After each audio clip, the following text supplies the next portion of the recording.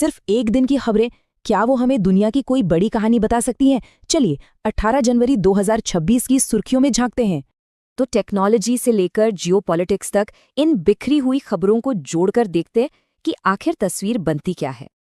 आज की खबरों से 4 खास बातें निकलकर सामने आई हैं। चलिए एक एक करके इन पर नजर डालते हैं।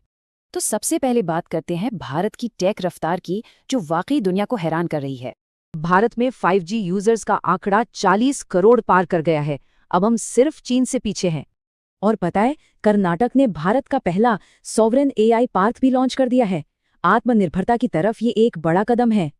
ये सब हो रहा है मजबूत ग्लोबल पार्टनरशिप, एक जबरदस्त स्टार्टअप कल्चर और नए इंफ्रास्ट्रक्चर के दम पर। अब टेक से हटकर देखते हैं कि लोगों और हमारे प्लैनेट की सुरक्षा के लिए क्या हो रहा है। यहाँ एक तरफ क्लीन एनर्जी पर जोर है, तो दूसरी तरफ अपने नागरिकों की सुरक्षा पर भी पूरा फोकस है। और देखिए, 25 साल के इंतजार के बाद झारखंड के आदिवासी समुदायों को आखिरकार स्वशासन का अधिकार मिल ही गया।